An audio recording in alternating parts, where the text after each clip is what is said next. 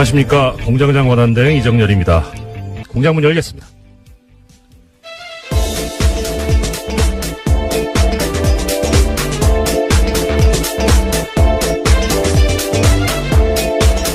어서 오십시오. 시사인의 김은지입니다. 어제 뵙고 오늘 또 뵙는데 항상 반갑네요. 네, 반갑습니다. 예. 자, 오늘 좀 걱정은 돼요. 저 어제가 크리스마스여가지고 과연 뉴스가 있을까 싶은데 그럼에도 불구하고 또 튼실하게 준비를 해오신 김은지 기자님의 오늘 활약을 기대해보겠습니다. 어떤 소식 먼저 전해주시겠습니까? 네, 어제 크리스마스였는데요. 더불어민주당 추미애 대표와 자유한국당 홍준표 대표가 충북 제천 화재 현장을 찾아갔습니다. 두 사람은 사고 원인 및 대책을 놓고 극명한 입장 차이를 보였는데요. 추 대표는 소방 인력 및 장비 등의 확충이 시급하다라고 강조했고요. 반면에 홍 대표는 현장의 잘못된 대응으로 피해를 끼쳤다면서 세월호 참사 때와 닮은 꼴이다라고 지적했습니다. 예. 불행한 일이 벌어진 거는 이제 벌어진 거고, 문제는 원인을 어디에 두고 다시는 그런 일이 없도록 우리가 대비책을 세워야 되는데, 지금 말씀하신 바와 같이 원인에 대해서 서로 상반되게 생각들을 하고 계신 것 같아요. 근데 일단, 좀 신경 써봐야 될 거는 객관적인 어떠한 상황이 과연 제대로 돼 있는가 하는 것을 염두에 둬야 될 것 같은데. 네, 그래서 추미애 대표 같은 경우에는 어제 예. 지방의 열악한 소방 인프라 개선돼야 된다는 점을 강조했는데요. 네네. 현장에 들어갈 수 있는 요원은 4명뿐이었다라면서 적절한 소방 장비와 소방 인력이 신속하게 투입됐다라면 하는 아쉬움이 남는다라는 이야기를 강조했습니다. 예, 그렇습니다. 이 제천, 화재 발생한 제천 같은 경우에 인구가 한 13만 여분 정도 된다고 그렇게 들었는데, 이 도시의 사다리차가 하나라고 그러더라고요. 근데 굉장히 소방 인력도 부족하고요. 소방 예. 장비도 부족해서 여러모로 현장에서 애를 먹었다라는 것들은 여러 차례 보도가 나왔습니다. 예, 그렇죠. 그리고 추미애 대표도 지적을 했는데 현장에 들어갈 수 있는 요원이 4명뿐이다. 그러니까 전부 소방서에 계신 분들이 10분 정도? 예, 3교대제로 운영하고 있으니까 사실적으로 생각해도 3분, 많으면 4분. 근데 또 그런 말씀들 하시더라고요. 그러니까 실제 편제는 그렇게 돼 있는데 막상 신고받고 출동할 때는 2명만 가도 다행이다. 1명이 가는 경우가 너무 비일비재하다. 그러면서 가시면 사다리차 설치해야죠. 제일 많이 하시는 말씀이 그거더라고요. 왜 불 끄시려면 소방호스 가지고 물을 뿌려야 되잖아요. 근데 그냥 봐도 소방호스 이거 수압이 상당할 텐데 혼자서 갖고 하시면 이렇게 반동이라 그래야 되나요? 이렇게 튀어나와가지고. 예, 어떻게. 몸이 밀릴 수 있는 그렇죠. 거죠. 훨씬 더 품이 있어 보이네요. 네, 반동이 더 그렇습니다. 반동은 왠지 반동 분자가 생각나서 좀 종북스러워서 싫어요. 네, 그래서 이 두 분이 해서 조를 이뤄야 되는 예. 상황일 것 같은데요. 조를 이뤄야 된다. 이것도 좋은 표현이죠. 예, 감사합니다. 오늘 저는 여러 안 차례. 되네요. 일단 현장의 인력과 장비가 이렇게 부실하고 열악한데 이건 확충해야 되지 않느냐.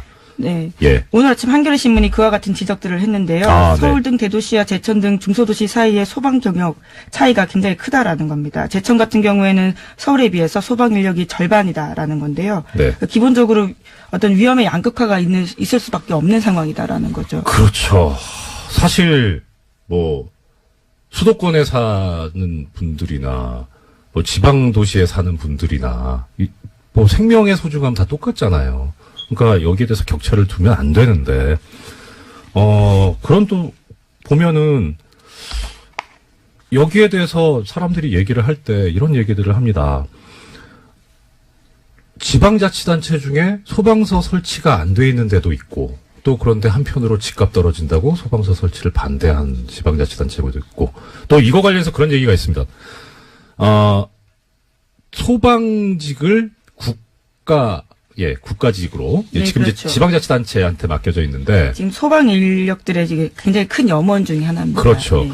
이게 어떻게 보면 지방분권화를 권력의 분산을 요구를 하고 있으니까 지방직화하는 게 맞지 않느냐, 그대로 두는 게 맞지 않느냐 하는데 지방직이 되려면 전제로서 지방자치단체의 예산이 풍부하고 그렇게 해서 지원이 잘 될 수 있어야 되는데 사실 우리나라 지방자치단체 중에 이 재정 자립도가 높은 데가 그렇게 많지 않지 않습니까?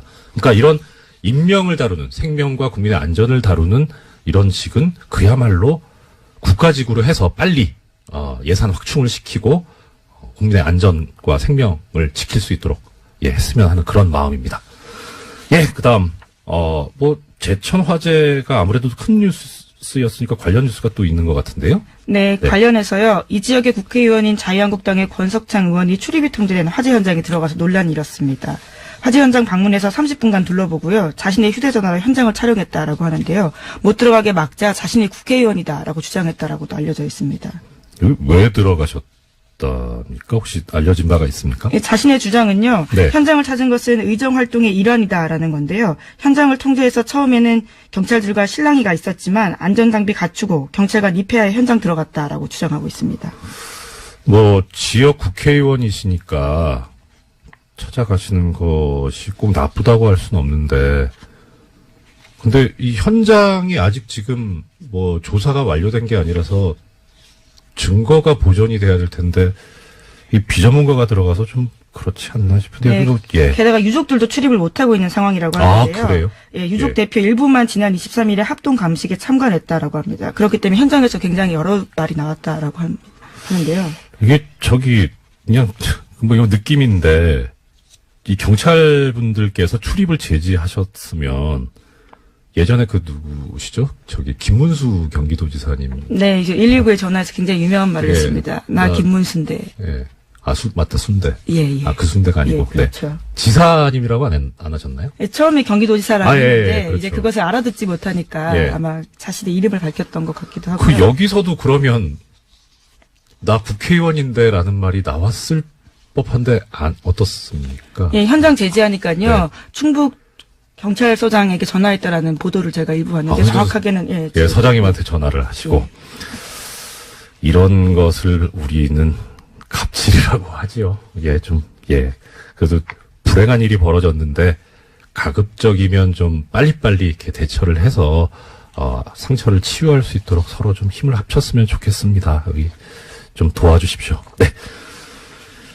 다음 소식 어떤 소식이 있습니까? 네, 최경환 자유한국당 의원이 특수활동비 1억 원을 받았다라는 혐의로 구속영장 청구됐다라는 사실 다들 기억하실 텐데요. 네네. 이와 관련해서 영장실질심사가 올해 말까지 열리지 않을 것으로 보입니다. 그렇죠.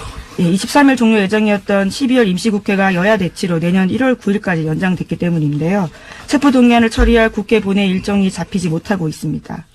이게 원래 법에 의하면은 법원이나 검찰로부터 체포 요구에 관한 이제 동의안이 접수되면은 그것을 본회의에 보고를 하고, 최초로 열리는 본회의에 보고를 하고, 보고한 때로부터 24시간부터 72시간 사이에 표결을 하게 돼 있는데, 이 보고조차도 지금 안 돼 있죠. 본회의가 열리지 않아가지고. 원래는 22일 날 보고하고 그 다음에 끝내기로. 네, 그렇죠. 표결조차 하지 않기로 합의한 바가 있는데요. 그랬죠. 지금 이 일정 자체가 진행되고 있지 않은 겁니다.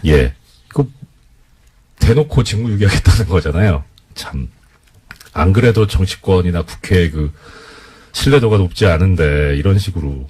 또 그 와중에 이제 그 본회의도 열리지 않았으니까, 원래 임시국회가 특별한 의사일정 합의 없으면 30일 회기여가지고, 그러니까 지금 아까 말씀하신 대로 1월 9일까지인데, 1월 9일까지 해넘겨서까지.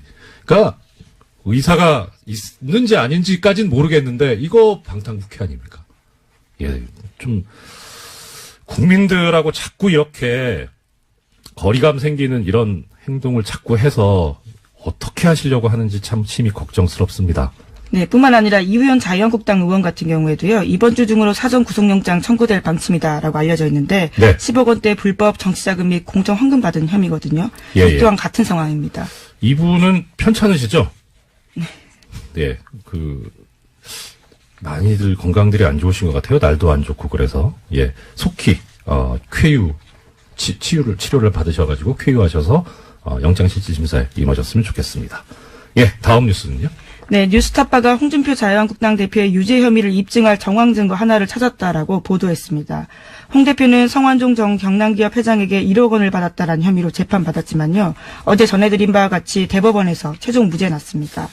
법원의 판단은 돈을 줬다고 말한 성완종 전 회장이 숨지기 전한 인터뷰가 증거 능력이 없고, 또 돈을 전달했다고 하는 윤승모 전 경남기업 부회장의 진술의 신빙성이 떨어진다라고 판단했는데요. 윤 전 부회장 같은 경우에는 돈을 홍준표 의원실에서 줬다라고 했는데 당시 상황을 묘사한 바가 있습니다. 그런데 이 부분이 신뢰성이 떨어진다라는 거거든요. 뭐라고 진술했냐면 네. 척당 불기라는 글씨가 의원실에 걸려 있었는데 홍준표 대표 쪽 반박은 그것은 의원실이 아니라 당대표실에 걸려 있었다라고 주장한 겁니다. 그러니까 의원실은 한 번도 걸려 있은 적이 없다라는 것들을 법원이 받아들인 건데요. 네네. 그런데 뉴스타파가 찾아낸 동영상을 보면 2010년 당시에 홍 대표 의원실에 관련된 글씨가 붙어 있습니다. 아이고, 뭐, 일반적으로 생각할 수 있는 거는, 아니, 왜 이렇게 바로 나올 거짓말을 하냐, 하는 그런 비판이 있을 수 있는데, 저는 이 소식을 듣고 그 생각이 들더라고요. 빨리 좀 내놓지. 늦게 찾아나 봅니다. 그러니까요. 아이고, 아까워요. 자, 이거 관련해가지고 많은 분들이 물으시는 그 새로운 증거가 나오지 않았냐. 그러면 이걸로 이제 상황이 바뀌었으니까 재심을 해서 처벌을 할 수 있지 않겠느냐. 그런 문제를 제기를 하시던데요. 우리나라 형사소송법에 의하면 재심은 피고인에게 유리한 경우에만 할 수 있습니다. 무죄가 되거나 내지는 적어도 형을 낮출 수 있는 사정이 생겼을 때, 그런 증거가 발견되었을 때, 그때 할 수 있는 건데요. 근데 지금 이것은 피고인한테 불리한 거라서 이거 일사부재리 원칙 때문에 재심은 우리 법상 허용이 안 됩니다. 많이 안타까우시겠지만 법이 그렇기 때문에 법이 그렇다는 것을 좀 알아주셨으면 하는 그런 마음입니다. 예, 그리고 또 중요한 소식이 하나 있다고요? 네, 검찰 과거사위원회 검토 대상 사건에 배우 고 장자연 씨 사건 등 8건이 추가됐다라고요. 중앙일보가 보도했습니다. 검찰 과거사위는 검찰의 부적절한 사건 처리 의혹을 조사하는 건데요. 네. 장자연 사건 같은 경우에는 2009년 탤런트 장 씨가 유력 인사들의 접대를 받다가 스스로 목숨을 끊으면서 수사가 시작됐습니다. 네. 당시에 일부 인사에 대한 봐주기 의혹이 제기된 바가 있는데 법무부 검찰 과거사위가 이것들을 다시 검토하겠다라고 밝힌 겁니다. 자, 검찰 과거사위원회에서 새로 이제 과거의 부실 수사에 관해서 진상조사를 하겠다는 말씀인데, 지금 그 중에 장자연 씨 사건, 기자님께서 말씀을 주셨습니다. 아시는 분들은 또 아시겠지만, 어떤 분들은 또 모르실 수도 있으니까, 이 사실관계를 좀, 김 기자님께서 약간 설명해 주셨으면 좋겠습니다. 네, 이제 2009년에 벌어졌던 사건인데요. 말씀드렸던 바처럼 유력 인사들의 접대를 강요받다가 스스로 목숨을 끊었다면서 유언을 남기고 그리고 그 유언장이 있었거든요. 네네. 그 내용들이 그 당시 굉장히 화제였습니다. 예. 그런데 경찰 수사가 시작되었는데 경찰은 5명을 불구속 기소 의견만 하고 검찰에 송치했습니다. 그런데 그때는 성접대 의혹이 아예 빠져 있었거든요. 그러니까 이 문건에 보면요. 조선일보 사장이라는 표현이 있는데요. 이와 같은 술자리 참석했다라고 했던 인사들 10명 이름 모두 빠져 있었던 겁니다. 네. 그래서 검찰의 수사를 이어받았는데 김종승 씨와 유장호 씨 당시 매니저와 그리고 대표만 명예훼손 혐의 그리고 폭행 혐의로 기소가 됐고요. 나머지는 모두 무혐의 처리된 바가 있습니다. 이게 지금 사실 애청자 여러분 꼭 기억해 주셔야 되는 게요. 이 장자연 씨, 고 장자연 씨 사건이요. 김은지 기자님 전문입니다. 예, 저기 주진우 기자가 전문이셨고요. 저는 예, 같이. 그런 미담은 얘기하지 마시고요. 김은지 기자님 전문입니다. 예, 아니면 앞으로 전문으로 예, 하도록 오늘부터 하겠습니다. 예, 바로 전문이 되실 거고 계속 우리 애청자 여러분들 기억하시죠? 다스는 누구 겁니까? 이거는 뉴스공장에서 시작이 돼서 계속 하고 있죠. 장자연 씨는 누가 죽였습니까? 는 김은지 기자님께서 계속 파주실 것으로 기대하고 있습니다. 굉장히 무거운 숙제를 또 전해주시는데요. 예. 자, 여기에 근데 이제 관련되는, 아까 이제 뭐 접대 강요도 있었고, 껄끄러우실 수도 있는데, 언론사가 관련이 되어 있지 않습니까? 네, 그 당시에 그래서 검찰 공소장을 보면요. 장자연이 작성한 문서에 조선일보 사장이라는 기재가 있다는 사실만으로 피의자가 장자연으로부터 술 접대를 받았다거나 성매매를 하였다고 인정하기 부족하다라면서요. 결과적으로 방상문 사장 같은 경우에 증거 불충분으로 혐의 없음 처분받았습니다. 거참, 네. 그렇게 수사가 끝이 종결이 되고 그리고 나서 저는 자세히는 모르는데 그게 되게 마음이 아팠어요. 그러니까 장자연 씨께서 남긴 말씀 중에 어머니 기일인데, 제사 때인데, 나오라고. 어떻게 사람이 그럴 수가 있을까 싶었었거든요. 네, 참, 어제 전해드렸던 성완종 전 회장 사건도 그렇고, 지금 이 장자연 씨 사건도 그렇고, 돌아가신 분들이 참 억울한 죽음이 되지 않도록 우리가 함께 애써서 잘 좀 밝혀봤으면, 또 이 검찰 법무부 과거사위원회 한다니까. 검토 대상 제대로 좀 해줬으면 좋겠습니다. 시간이 많이 흘렀는데 사실 여러 가지 소식을 준비해 오셨지만 어제 청취자 여러분들하고 약속드린 게 있죠. 삼성언론재단에서 언론인 분들, 우리 시사인에 계신 분들이나 TBS에 계신 분들은 안 보내주고 다른 분들만 보내줬다는 이 엄청난 잘못에 관해서 오늘 좀 이어서 이야기를 해보겠습니다. 지금 언론재단 나오는데, 이 언론재단이요, 실제 사업이 어떻게 되는지, 혹시 나오는 얘기가 있습니까? 비용이라든가, 회계를 어떻게 처리한다, 이런 것들이요. 언론재단은 아니고요. 이게 네. 지금 삼성 해외 연수 사업이라고 네네. 할 수 있는데요. 네. 이제 주신 자료들을 보면, 어제도 말씀을 잠깐 하셨지만 소속사 대표의 추천을 받은 언론인이 그 그룹당 한 명씩 추천을 받아서 갈 수 있는 상황인데, 네네. 1년 동안 $10,000를 학비로 받게 되고요. 또 네. 체제비 같은 경우는 $3,500를 받는다라고 합니다. 여기 보면 월요? 네, 그렇죠. 여기 보면 삼성언론재단의 경우 목적 사업비의 80%, 그다음 상남언론재단, 여기는 LG 계열인데요. 이 85%를 언론인 해외 연수와 어학교육 지원에 사용해 오고 있다고 합니다. 그러니까 이 재단 자체가 아예 그 목적인 거죠. 보면 참 이게 사업이 96년 삼성 언론재단 같은 경우에 시작이 되죠. 시작이 되고 2016년까지 있었습니다. 여기 기술을 그래서 하나씩 붙이시더라고요. 삼성 언론재단에서 보면 22기까지 2016년에, 그래서 이제 2017년은 못 가셨고. 근데 오늘 드리고 싶은 말씀은 이겁니다. 이 중에 2000년도에 6기로 다녀오신 당시 모 신문이라고 할 거 있나? 경향신문의 문화부 차장님 당시 다녀오신 분이 계세요. 이분이 그러니까 결국 삼성 언론재단, 삼성 돈으로 다녀오신 거죠. 여기에 대해서 그리고 나서 2009년에 본인이 근무하시는 신문에 칼럼을 쓰신 게 있습니다. 제목은 굿바이 노무현. 이 글에 보면 이런 얘기가 나옵니다. 참여정부의 실정으로 서민들이 가난해지는 동안 노무현 패밀리는 부자가 되었다는 사실은 변하지 않는다. 재벌개혁을 다짐하고는 삼성에 국정을 위탁하고 특권 없는 사회를 만들겠다고 하고는 스스로 특권층이 되고 시장개혁 대신 시장 만능의 우상을 퍼뜨림으로써 노무현을 통해 세상의 낡은 질서를 바꾸려 했던 그 열정을 싸늘한 냉소로 바꿔놓고 삼성에 국정을 위탁했다. 사실인지 아닌지 모르겠는데 삼성 돈으로 유학 다녀오신 분이 하기는 좀 썩 적절한 말씀은 아니지 않나 싶은 생각이 얼핏 들었고요. 이 칼럼이 2009년 4월 15일에 실리는데 아주 공교롭게도 한 달 후에 노무현 대통령이 서거를 하시죠. 이게 꼭 원인이 되겠습니까마는 참 아픈 칼럼이었고, 이래도 되는가 하는 그런 생각이 들게 하는 내용이었습니다. 이것에 관해서는 또 여러 가지 준비를 하고 있는데요. 아마 중간에 제가 공장장 권한대행에서 잘리면 못할 거고 내일 잘릴 수도 있다라는 마음으로 빨리빨리 정리를 해서 조사를 해가지고 보내드리도록 하겠습니다.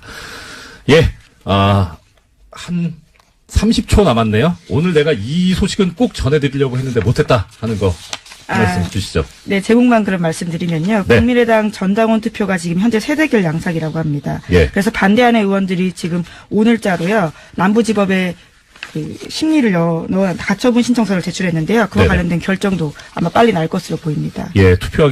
투표를 막아달라는 거니까 투표하기 전에 결정을 법원이 해줘야 되겠죠. 법원의 신속한 결정을 바라마지 않습니다. 지금까지 시사인의 김은지였습니다. 감사합니다. 네, 고맙습니다. 1987이란 영화가 1987년 6월 민주항쟁을 배경으로 하고 있죠. 거기에 대해서 또 관심이 커져가고 있는데 이 시기에 관한 살아있는 역사 이신 분을 한 분 모셨습니다. 유시춘 작가님 스튜디오로 직접 나오셨습니다. 어서 오십시오. 네, 안녕하세요. 아이고 선생님 여기서 뵙니까 반갑네요.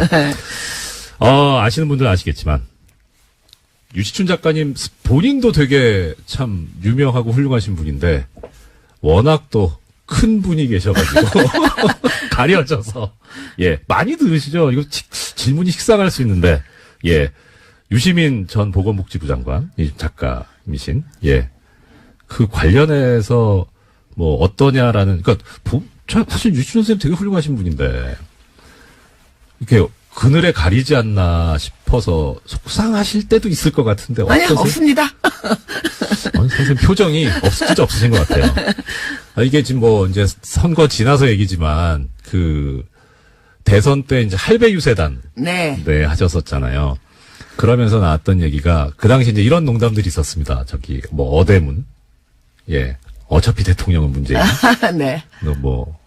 아나문 아빠가 나와도 문재인 그때 유시춘 선생님 두고는 이런 말이 있었어요. 유나문이라고 뭔지 아시죠? 유시민 나와도 문제인. 예. 그러니까 참, 이제 지나서 하는 얘기입니다만. 자, 일단, 유시민 전 장관에 대해서 별, 감정 없다고 하시니까, 서운한 거 없다고 하시니까, 예, 당연히 그러신 것 같고요. 오늘 이제 모셔서 듣고 싶은 말씀 시작해 보겠습니다. 민주정치 국민운동본부, 줄여서 국본 상임집행위원으로 활동하셔서, 이 당시 이제, 뭐 정말 살아계신 역사인데, 일단, 영화 1987, 어떤 의미가 있고, 어떻게 보셨는지 좀. 네. 영화가 예술로서의 본성을 가지고 있고요. 네. 또 그 어떤 예술과 문학도 그 시대의 사회 현실과 역사로부터 결코 자유로울 수 없습니다. 그렇기 때문에 대사회적인 기능을 갖고 있는데요. 저는 이 양자 중에 그 후자에 더 충실한 그리고 매우 훌륭한 그 기능을 수행한 영화라고 보았습니다. 아, 네. 역사적인 의미가 있다. 네. 자, 그러면 일단 1987년이면 만약에 1987년도에 태어났다고 해도 이제 30이잖아요. 그렇죠. 네. 그러니까 그 시절을 기억한다는 게 어떻게 보면은 기억하고 있는 사람들이면 일종의 이제 노털 얘기 들을 수 있는 일단 그러면 이 1987년 6월 항쟁이 왜 어떤 계기로 일어나게 된 건지 네. 그 시작부터 한번 말씀을 네, 부탁드립니다. 뭐 너무 기니까요. 제가 네. 간략하게 줄여서 예. 잘 말씀드릴게요. 여러분 아시다시피 그 박정희 유신 통치 체제는 사실 종신 집권 체제였습니다. 그렇죠. 근데 이제 내부의 분열로 박정희 대통령이 시해당하고 네. 민주주의를 갈구하던 국민들은 민주정부가 당연히 들어올 거라고 아주 합리적인 추론을 했는데 네. 뜻밖의 전두환과 그 신군부 일당이 광주에서 학살을 감행하고 그야말로 정권을 탈취했습니다. 그렇죠. 이제 그로부터 한 7년에 걸쳐서 그 정통성도 민주성도 역사성도 부재한 그 정권을 물리치고 네. 새로운 민주정부를 세우려는 열망이 국민들에게 광범위하게 퍼져 있었는데 그렇죠. 그중에서도 청년 학생들이 용기 있게 전위에 섰습니다. 예. 그러다 보니 청년 학생들이 감옥으로 많이 끌려갔어요. 많이 갔죠. 특히 5.18 광주 민중항쟁의 진상을 밝히기를 요구하는 학생들을 모두 잡아갔습니다. 네. 그래서 86년 12월 당시에 감옥에 약 예. 6천여 명의 청년 학생을 비롯한 양심수들이 갇혀 있었습니다. 6,000명이면 한 학교 그렇죠. 예. 진짜, 이제 예. 그러다 보니 수많은 학생들을 영장도 없이 체포 구금하고 고문하는 일이 네. 너무나 빈번했는데 네네. 언론의 재갈을 물려놓았기 때문에 아무도 그것을 보도하지 못했습니다. 예. 그래서 드디어 1987년 새해가 밝았을 때 네네. 1월 14일 날 박정철 군이 피의자도 아닌 참고인으로 불려갔다가 물론 영장도 없었습니다. 네. 가족에게 알리지도 않고요. 네. 비밀리에 잡아갔다가 지금 그 남영동 전철역 근처에 있는 예. 남영동 대공분실에서 참고인으로 조사를 받다가 물고문에 의해서 참혹하게 살해당합니다. 그런데 예. 이 박종철 사건은 결코 우연히 일어난 사건이 아닙니다. 네네. 그 이전에 이미 많은 박종철이 있었습니다. 예. 일일이 열거 못하겠지만 예.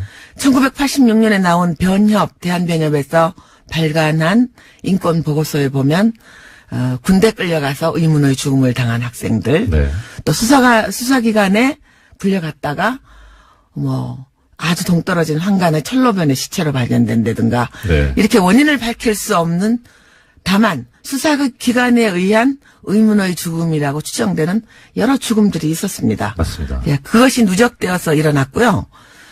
그리고 86년 11월 말에 애국학생 청년연합이라고 해서 애학투가 네네. 1,400명이 민주정부 수립을 요구하면서 건국대를 점거한 사건이 있었는데요.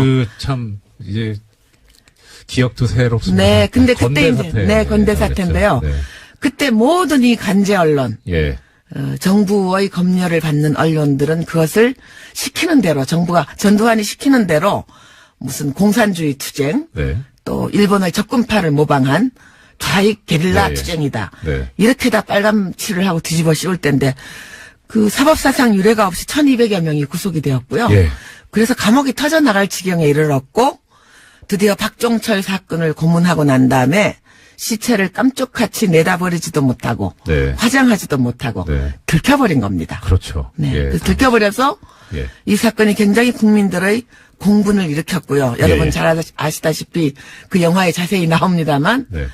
참 그 얼토당토 않고 어떻게 보면 초등학생 수준도 못 되는 그런 대응을 경찰이 내놓습니다. 책상을 유명한 탁 말 치니까 썼죠. 억 하고 죽었다. 예. 당시에 강민창 치안본부장으로 네, 그렇습니다. 기억하는데. 박처원 본부장도 있고요. 예.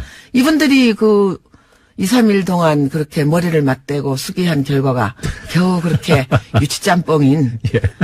탁 치니까 억하고 예. 죽었다는 유명한 말을 어록을 남겼습니다. 네네. 그래서 저는 이 박종철 사건을 보면서 역사는 간혹 우연을 통해 필연을 관찰한다는 말이 있습니다. 우연을 통해 필연을 관찰한다.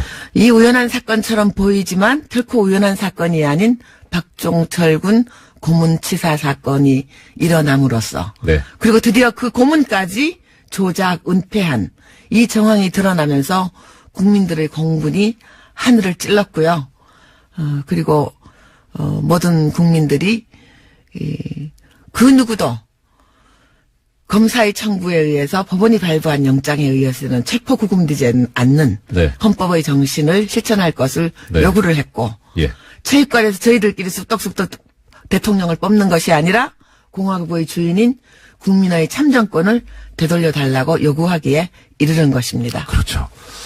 예, 약간 부연 설명을 해드리자면 당시에 고문에 가담했던 사람이 전부 5명인가 그랬었죠. 그런데 2사람이 한 것으로 축소하고 2사람이 다 뒤집어 쓰고 네. 들어갔다가 네. 구치소 안에서 사실은 3명이 더 있었다라는 얘기가 밖으로 흘러나오고 그것을 천주교 정의구현. 네, 그 얘기 제가 좀 말씀드릴게요. 예. 참 이 역사가요, 뒤돌아서 생각하면, 저는 무신론자인데, 이럴 네. 때면 하늘이 계시지 않나 하는 생각이 드는데요. 네. 그래서 이제 그 5명 중에 A, B, C, D, E, F 중에 EF가 이제 뒤집어 썼단 말이죠. 네.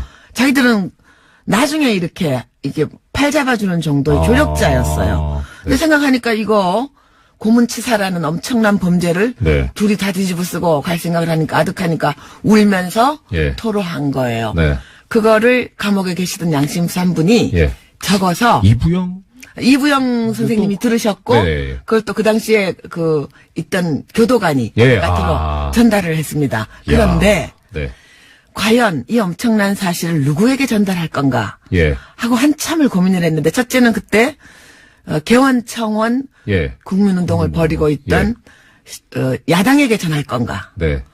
그럼 아니면은 뭐 학생들에게 전할 건가? 예. 그게 누구에게 전해야 이것이 가장 국민들에게 믿음을 주고 네. 의분을 불러일으킬까 하는 것을 고민한 끝에 예. 정의구현 사재단이라는 그 신부님 예, 신부님들한테. 조직에 전하게 됩니다. 그때 뉴스 공장이 있었어야 되는데. 그때 뉴스공장이 있었으면은 아깝습니다. 박종철 사건이 일어나지도 않았죠. 하긴 그렇겠네요. 네. 네. 이 짧은 생각. 네. 자.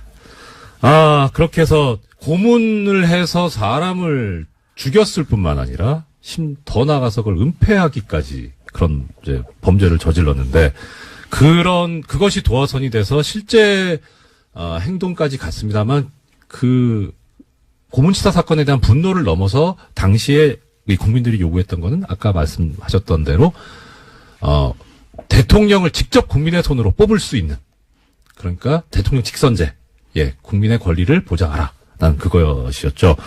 그래서 그 얘기 관련해가지고 이제 이 선생님께서 계셨던 민주정치국민운동본부가 있었는데 그 조직은 어땠나요 당시? 네, 그 규모라든가. 비하인드 스토리를 잠깐 말씀드리면 가장 중요한 것이 그렇게 폭발력을 지니게 된 것은 마지막에 네. 야당이 합류하면서 함께 조직을 꾸렸기 때문에 그렇게 폭발력이 있게 되었습니다. 네네. 이제 박종철 군 사건, 고문치사 사건 일어나고 네. 그야말로 민주화운동 단체로만 2월 7일, 3월 3일 추도회와 평화대회 행진을 했는데 네. 그때는 청년 학생들과 민주화운동 단체만 결합을 해서 시위를 했는데 큰 대중적인 호응을 얻지 못했어요. 예. 또 무섭기도 했죠 사실. 뭐 무서웠죠. 상황이, 네. 그런데 이것도 비하인드 스토리입니다만 네. 3.3 추도 집회가 평화대회 행진이 아주 형편없이 그 학생들과 제야단체만으로 네. 소규모로 일어나고 네. 금방 진압을 당하니까 예. 전두환 집단이 자신감을 가졌던 것 같습니다. 그래서 나온 것이 4.13 호언 선언입니다. 그렇죠. 예. 난 너네들 말 들어줄 수 없어. 우리끼리 예. 체육관에서 대통령 뽑을래. 네. 난 너태우한테 줄 거야. 야. 하는 선언을 4월 13일 날 하게 됩니다. 4.13 호언도 참 근데, 오랜만에 듣네요. 네. 예. 그 직전에 네. 몇 년 전에 그 심윤경이라는 이름으로 예.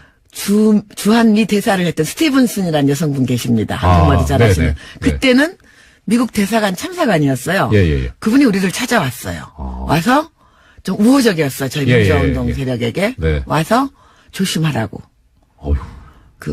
지금 전두환은 눈에 보이는 게 없다. 어휴. 그리고 내일 모레쯤 아마 호언으로 그러니까 자기들끼리 체육관에서 다시 권력을 승계하겠다는 선언을 할 거다. 예. 그리고 탄압이 더 극심해질 테니 몸 관수를 잘 하라. 왜냐? 그 이유는 27 추도 집회와 3.3 평화대회 행진이 당신들만의 집회로 끝나지 않았느냐. 전두환이 자신감을 가진 것 같다. 조심하라고 우리에게 살짝 일러주고 갔어요. 어떠셨어요? 그때 기분이? 뭐 그러거나 말거나 하네. 우리는 우리 길을 간다. 어유 대단하십니다. 저 듣고 있는 그냥 앉아서 이 말씀만 듣고 있는 저도 등골이 오싹해지는데. 그래서 이제 4.13 호언 선언이 사실상 국본 결성의 예. 불을 지핀 겁니다. 도저히 이제는 안 되겠구나. 네. 자기들끼리 체육관에서 모여서 쑥쑥 하면서 나 두한이는 나 친구 노태우한테 물려줄 거야. 너네들 네. 눈 감고 입 닫고 가만히 있어 이 자식들아 주는 거나 먹고 이런 선언이었단 말이죠. 그러니까 네. 4.13 호언이 나고 그 이틀 뒤에 그 국보원을 결성하는 초동 모임을 저기서 하게 됩니다. 예. 그러면요. 그 초동 모임. 국본 결성하시고, 그게, 아까 3.3 대행진까지 말씀하셨고, 4.13 호언까지 나왔으니까 대략 5월? 아닙니다. 4.13 호언 나고, 예. 이건 정말 참을 수가 없다. 네. 이렇게 돼서 4월 16일 날인가요? 4월 바로. 우이동 개나리 산장이라는 허름한 집에서 네. 한 10명쯤 모여서 예. 초동을 꾸렸고요. 그때는 그렇게 정당이 합류할 거라까지는 생각을 안 했는데, 네. 이제 종교단체, 제야단체, 학생운동단체가 모두 하나로 모여야 되겠다는 첫 모임을 한 게 아마 그 다음 날이었던 것 같습니다. 그럼 4월 15일, 6일. 근데 그때 제가 기억하기로는 이제 그 당시 87년도의 상황을 나중에 이제 6월 항쟁이라고 부르지 않습니까? 그리고 그 6월 항쟁이라고 명명된 이유가 6월 10일 날 네네. 큰 대규모 집회가 있었고요. 6월 10일 이 연절이쯤에 이제 이 국본이나 선생님께서 네. 그래서 예. 이제 긴 논의를 거친 다음에 네. 마지막에 갑론을박을 했던 것이 야당을 참여시킬 거다. 네. 그랬는데 네. 결과적으로 생각하면 야당을 참여시킨 건 너무나 잘한 일이었습니다. 잘했습니다. 그러니까 지역적으로는 뭐 제주에서 서울까지, 네. 연령적으로도 10대에서 70대 네. 어르신까지 영원한 구별이 없었고요. 네, 네, 그다음에 뭐 분야별로도 농민, 여성, 빈민, 학생, 인권, 법조, 문화예술 이 모든 장르에서 민주화 운동을 하고 있던 모든 단체들이 총망라되었고요. 그래서 6월 10일 날 아침에 저희가 왜 그게 성공할 수 있었느냐면 네네네, 네. 한승원 변호사 같은 분이 이렇게 굉장히 지적인 유머에 거의 뭐 신화의 단계에 그렇죠. 계신 예. 분인데 예. 나중에 회고하시기를 6월 항쟁이 성공한 것은 성공회에서 개최했기 때문에 성공했다. 뭐 이런 말씀도 하시고 그랬는데 지금으로 치면 게 아재 개그인데요. 아직 그렇죠. 그때는 굉장히 신선했습니다. 예. 그래서 이제 성공회. 예, 6월 예. 10일 아침에 대해서 국본이 출범하던 5월 27일 아침 저 어제처럼 생생한데요. 네. 이게 거기에 참석하는 200여 분의 발기인들이 네. 저처럼 다 담당 형사가 따라붙는 요주의 인물들이에요. 지금식으로 표현하면 이제 사찰. 블랙리스트에 올라 있는 분들이죠. 얼마나 까마면 3번을 치니까. 그렇기 때문에 예. 이 장소를 사전에 알릴 수가 없었습니다. 그렇죠. 정하지 않았어요. 그리고 새 나갈지가 모르기 때문에. 아니, 지금처럼 뭐 무슨 단체방이 있는 것도 아니고. 네, 왜냐하면 국본을 결성한 무언가 얘네들이 일을 할 거라는 거는 이제 수사기관도 알고 있었는데 예. 몇 월 며칠 어디인지는 모르고 있었던 거예요. 6월 10일은 5월 27일은 저희들이 정했고요. 네네. 장소는 그 전날까지도 아무도 몰랐습니다. 그래서 일단 문자 돌린 모든 단체들이 예. 종로통에 숨어 있기로 했습니다. 종로. 아, 광화문에서 네네네. 동대문까지 걸친 그 종로 양쪽의 길에 네. 적당한 곳에 있기로 하고 전령이 예. 이 쪽지를 써서 다녔습니다. 참, 웃음밖에 안 나와요. 예, 아니요. 예. 그때는 뭐 너무 절박했죠. 그렇죠. 그래서 네. 방법이 저희 없습니다. 그 민가협은 어디에 있었냐면 지금 인재근 의원하고 나하고 등등 네. 어디에 있었냐면 종로 2가 골목에 있는 네. 그 당시 민가협 회원이 하던 카페를 새벽에 문을 열라 그래가지고 거기 기다리고 있었어요. 아. 근데 제가 이제 이렇게 나가니까 네. 새벽빛이 부유하게 일어나는 아침이었어요. 그랬더니 5월. 네. 5월 27일 아침 예. 6시에 예. 그 멀리서 누가 오더라고요. 예. 그 기춘이에요. 명동 청년연합 간사로 있었던 전에 청와대에서도 일하고 있었던. 기춘. 네네. 그거 기춘. 김기춘? 아니야, 그냥 기춘. 오더니 설마. 이렇게 지나가면서 제 이 예. 쪽지를 예. 저 작은 메모지 한 장을 제 손에다 이렇게 쥐어주고 나가더라고. 봤더니 향린교회 이렇게 돼 있는 거예요. 아. 근데 그때 저희가 이제 어디서 하느냐를 두고 네. 뭐 민주화 운동의 메카였던 종로 5가 기독교회관 예, 알쓸 신자매도 KCC, 얼마 전에 예, 나왔죠. 예. 거기 그다음에 뭐 명동성당 네. 또 향린교회 네. 그다음 서대문에 있는 기독교 사회 문제연 아, 예. 뭐 그 네 군데를 이제 올려놓고 생각을 하고 있었는데 새벽 5시쯤 가봤더니 눈치를 챈 경찰들이 정경들을 나머지 세 군데는 다 풀어놨어요. 왔다 갔다 해요 보니까 그 기독교 회관하고 예. 기사연하고 명동성당 앞에는 예. 이렇게 정경들이 깔려 있고 사복 형사들이 왔다 갔다 해요. 워키토키를 꺾고. 그쪽 입장에서 보면 예상 문제잖아요, 거기는. 그렇죠. 예상 네. 문제지요. 네. 향민교회는 없었어요. 그래서 향민교회로 정한 것이 5시 한 반쯤. 네네. 그리고 6시에 쪽지를 써가지고 종로통을 중심으로 이렇게 흩어져 있던 문자 돌린 단체한테 쭉 돌린 거예요. 네네. 그래서 이제 야, 영화네, 완전. 예, 싹싹싹싹 하면 그 얘기까지는 안 나와서 영화는 아마 국본을 결성하고 6월 항쟁이 일어나기 직전까지요. 이거 사실관계를 추적을 한 것이고요. 네네. 네. 그 뒤 영화도 앞으로 나와야 되겠지요. 네. 그렇게 해서 이제 다들 향민교회에 한 7시쯤에 모였고요. 예. 일사천리로 진행을 해서 끝나고 나오니까 그제서야 이제 뒤늦게 소식을 예, 접한. 뒤늦게 소식을 접한 경찰들이 예. 그 닥쳤던 게 지붕 쳐다보는 식으로 이렇게 쳐다보고 있어서 저희들이 의기양양하게 나왔죠. 그렇게 근데 결성을 했습니다. 그 긴박함. 네. 야. 자, 그러면 향린교회에서 이제 국본이 출범을 했어요. 시간이 되게 빨리 가네요, 이거. 오늘 다 못. 그래요? 큰일 났네. 그러면 6월 10일로 정한 것은. 아니요, 선생님, 이거는 영화도 영화지만, 네. 예, 좀 더, 자세히 듣고, 네네. 예, 그래서 저 선생님한테 다시 한번 폐를 끼치더라도, 네, 자세히 한번 들었으면 싶습니다. 자, 네네. 그러면 이제 한림교회에서 출범이 됐고, 그 다음에 그러면 이제 아까 저기 성공회에서 하셨기 때문에 성공했다고. 네네. 성공회는 그럼 어떻게 돼? 이제 우리가 성공회는 그때 지키지 않았기 때문에. 예. 그리고 성공회에 그때 젊은 신부님들이 많이 계셔가지고. 아, 네. 거의 뭐 요즘은 좀 486 세대들이 거기 그때 한 20대, 30대들로 있어가지고. 예. 우리에게 매우 협조적이었고요. 아. 거기만 지키지 않고 있었습니다. 그리고 네. 6월 10일로 못을 박은 것은 첫날 회의에서. 네. 노태우, 전두환이 노태우에게 권력을 승계해주는 민정당 전당대회가 6월 10일 날 12시에 있었기 때문에 맞습니다. 그날로 저희들이 대응을 한 것입니다. 아, 진짜 그때 저도 그 기억이 생생한데, 1987년 6월 10일 날 민주정의당 전당대회에서 대통령 후보를 선출하는데 당시 노태우 전당대회. 예. 네.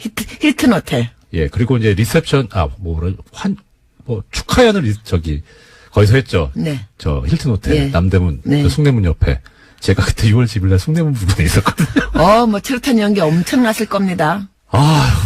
남대문 시장을 처음 가본 게 그때였습니다. 네. 도망간다고. 예. 아이고 시간이 벌써 이렇게 됐네요.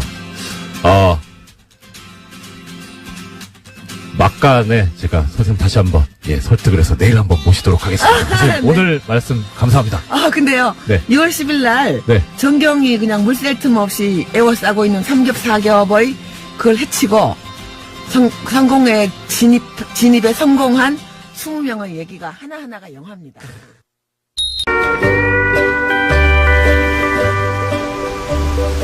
네가 가라 하와이.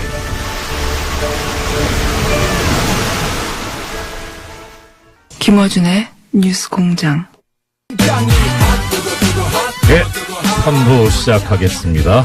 화요일의 남자 핫해 바른정당 하태경 최고위원 오셨습니다. 예, 반갑습니다.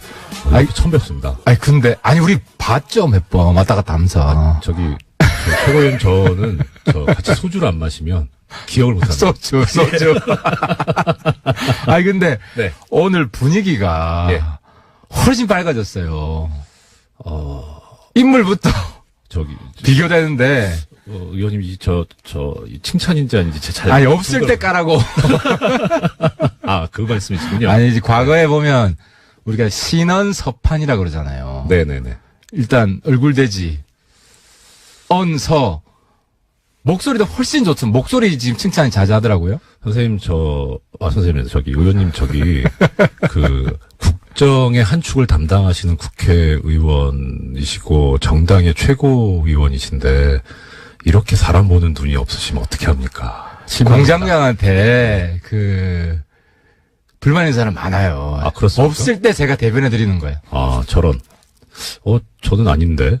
네, 괜찮다고 생각을 했는데. 아니, 우리 이판사님도 보니까, 물론 우리 공장장님 눈이 있으셔가지고 후계자를 잘 고르신 것 같은데. 후계자 아닙니다. 그냥 대행입니다. 네. 자, 먼저, 지난주에, 저도 이제 지금 대행을 하고 있습니다만, 이렇게 매일 듣거든요. 근데 지난주에 바쁘셔가지고. 지난주에? 네. 지난주에 핫한 이슈가 있어가지고. 예. 제가 굉장히 재밌게 들었어요. 남경필, 이재명. 예. 논쟁. 네. 근데 제가 놀란 게, 이재명 시장님 우리 바른정당으로 오셔야겠더라고요. 왜요? 남지사가 과거 이재명 시장 입장이고. 예. 뭘 좀 퍼주려는 입장이고. 예. 이재명 시장은 재정적인 문제를 이유로 들어서 계속 반대하는. 딱 구도가. 예. 구도가 그래서, 이재명 시장님 보수로 전향했나? 스카우트 하신다면. 네.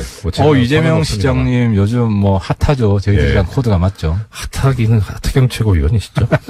자, 보니까 제가 이제 대행으로서 좀 준비를 한다고 보니까 의원님 페이스북에 마지막 호소라고.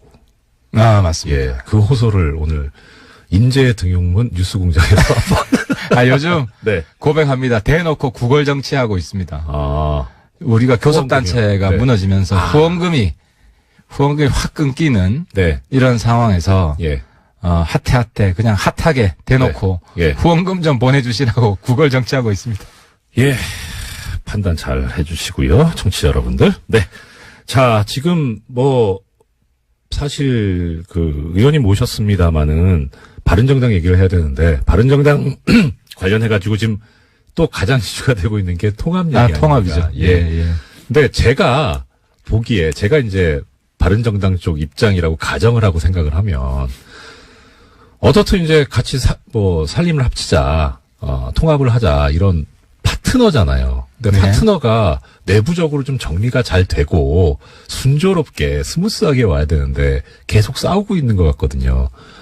그런 통합의 파트너 입장에서 보실 때 국민의당 어떻게 보이세요? 그 장단점이 있는데요. 아, 네네. 너무 조용하게 되면은 네. 또 시너지 효과가 없잖아요. 그러니까 이게 리스크가 있지만 아, 네네. 기회도 있는 거죠. 여기서 예.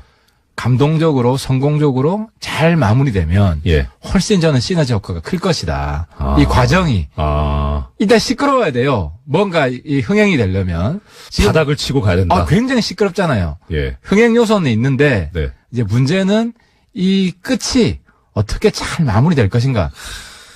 아직 영화의 끝이 네.